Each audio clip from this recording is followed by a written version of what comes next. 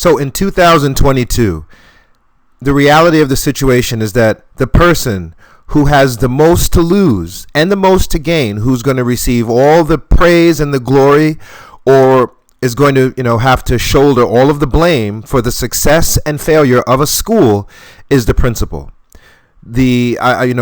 After 15 years of doing this, I realize now that the only person who actually really cares about the kids, statistically, usually, is the building principal. His or her name is associated with the school.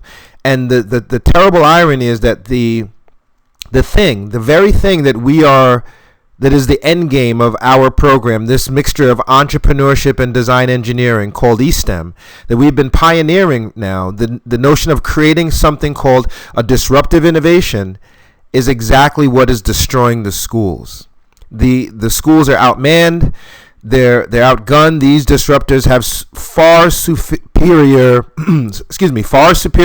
firepower and have completely taken the attention away from academics for your students. And until, in the world of sales, until you give the students a more compelling argument than these disruptors, these internet disruptors, things are only going to get worse.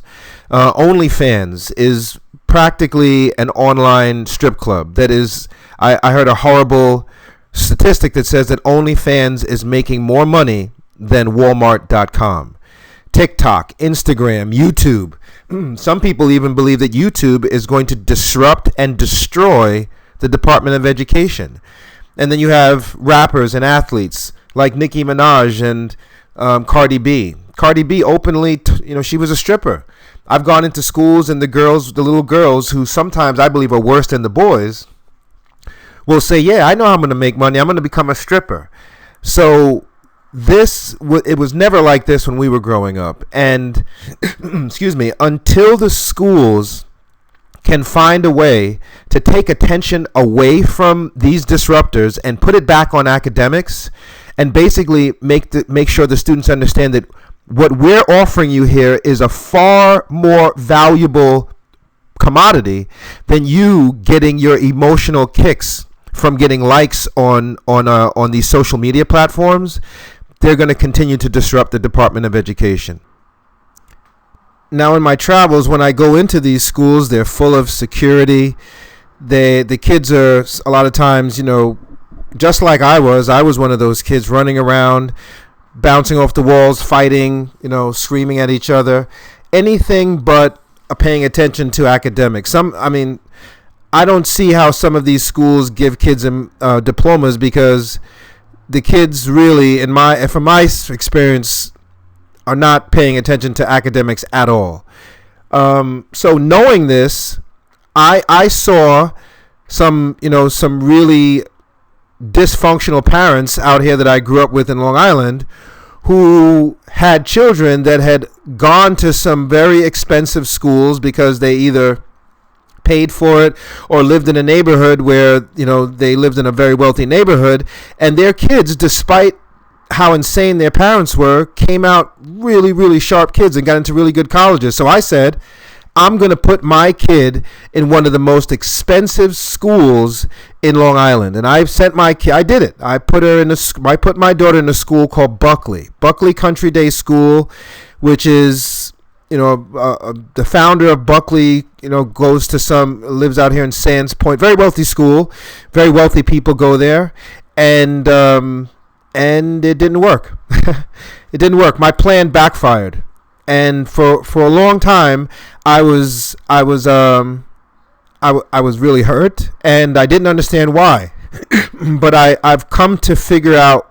I believe I understand why my plan failed. So at these schools, they had three different type of students. They had the international students. They had international students that were, middle class international students. They had international students that were very, very poor, right? That got scholarships and all kind of grants to go to these schools. And then they had the obvious, very wealthy kids who came from families who had, millions very wealthy family members. I think one of the little girls in my daughter's class was the daughter of one of the hosts of the Shark Tank. And there were three different types of, there's these three different categories of students. And my daughter didn't pick up on their aggressive pursuit of academics. I mean, these kids studied all night. They were teaching the kids pre-calculus in junior high school. They had engineers that were the math and science teachers, and these kids were aggressive. But for some reason that I didn't understand until now, my daughter didn't pick up on it, and I realized why. I realized why that these students. The students like my daughter that go to public schools and are more at risk than others. I don't mean to make these assumptions, because there's some kids that go to public schools that are, that come out and become the CEO of Fortune 500 companies. So that's not my position. What I'm saying is that these kids statistically were very academically aggressive, didn't need any security. There was no security in the halls. These kids went from class to class. The most you would hear in between classes they were going to class was a little snicker or whisper. Literally the schools were like a library. And these kids, I've realized, as opposed to the kids that go to public schools that I work with now, those kids in the public school were competing with the rappers and athletes. That's who they're competing with. These kids, the wealthy kids at least, were competing with their own parents.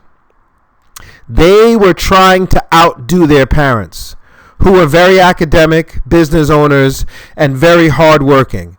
Either they were rich kids that were trying to compete with their parents, or they were very poor children that were trying to save their parents. But the kids in between, that are the majority of the kids that go to these public schools, they're not trying to save anybody, and if they're trying to compete with anybody, it's the rappers and athletes and the images they're getting from these internet disruptors on their phones daily. And that is why it is impossible to reach them. The only way you're going to reach these kids is give them a more compelling argument than the people that they're competing with that they have access to on these internet disruptors. And these disruptors are only doing what they are supposed to do. They are deadly. They are designed to destroy industries and rebuild whole new industries in its place. Some people are already saying that YouTube is going to destroy the Department of Education. A disruptive innovation which 99.999% of the time is made by engineers is like an atomic bomb that destroys an entire economy and turns the creator of the disruptor into a billionaire multiple times over. The children that go to these wealthy schools like Buckley, they are not susceptible to these disruptors because they know what they are. The reason they know what they are, the wealthy ones at least, is because their parents are the ones that are instructing their employees to make them. And the poor kids that are trying to save their family, they have so much of an understanding and they're so determined to save their family that they're immune to them. They're not paying attention to WhatsApp and to OnlyFans. They are focused, laser focused on saving their families. You can't save your kids from this because you can't teach black and brown children critical race theory. It's against the law. Exactly what the kids that are immune to these disruptors have that keeps them on the right track of academics.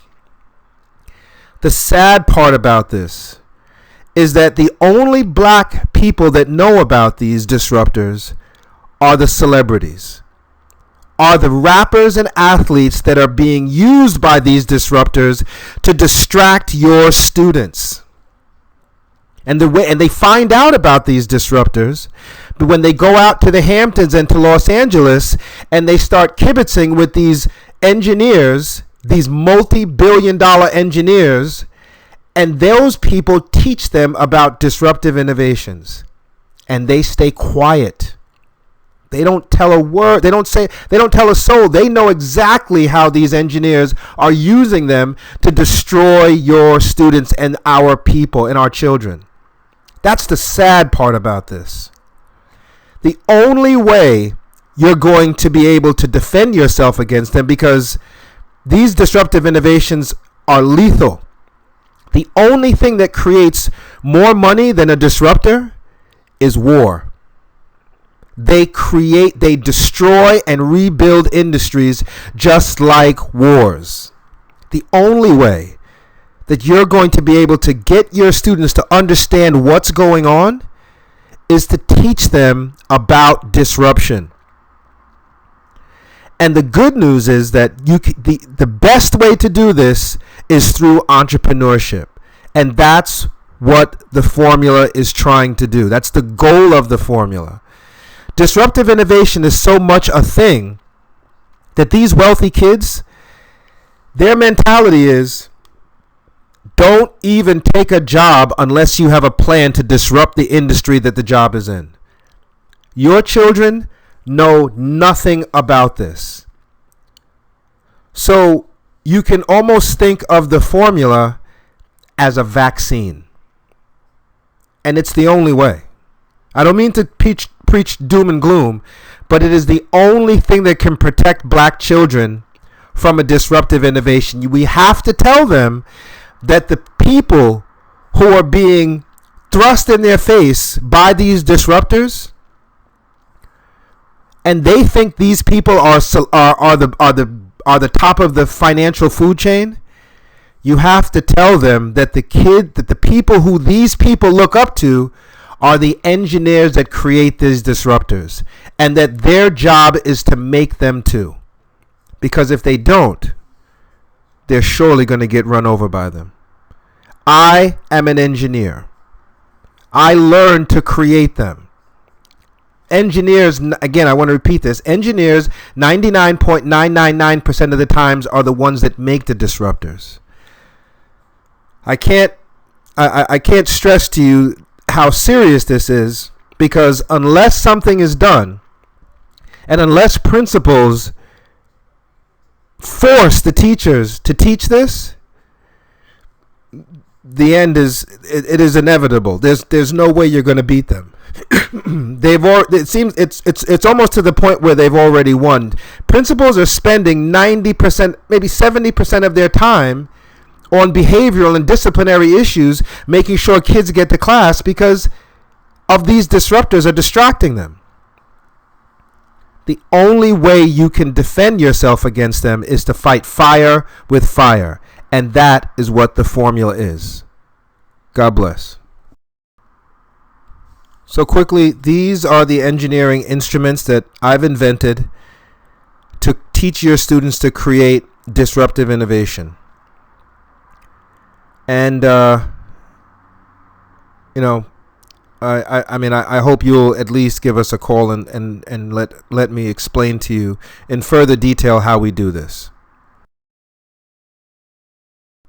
Now, in closing, I just want to say that in addition to them having these engineers that are creating these disruptive innovations that create these internet disruptors, they also have psychological therapists that are working with the engineers to make sure that these media platforms are as addictive as possible. They know that for every like people get, that certain levels of serotonin get pushed into the bloodstream, and this becomes an emotional drug. So these are incredibly well thought out platforms that are designed to sell products and tap into the unsuspecting youth, and not even the youth, their parents with their children on TikTok, on Instagram, twerking and doing all kind of craziness. So as an academician, you are outgunned. I really believe that right now, education is just basically living. Most educators have just agreed to live with degrees of gross failure. And as the only way that you're going to be able to fight back against these people is to get someone that understands what they're doing and give the students the ability not just to participate in social media, but to compete with social media. Give them a more compelling argument. Teach them at a higher level. Give them the same mentality and skill set as the children of the wealthy. That is the only hope that we have, because it's only going to get worse.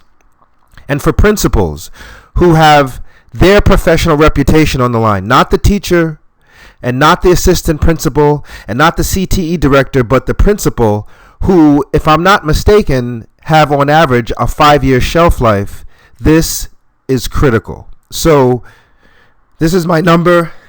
Excuse me. This is my number. The company is Bandit Publishing. We have been pioneering this genre now for the past 15 years. We're the only provider of design engineering and entrepreneurship in the country that caters to the K-12 space. And I certainly hope we hear from you soon. Take care and good luck.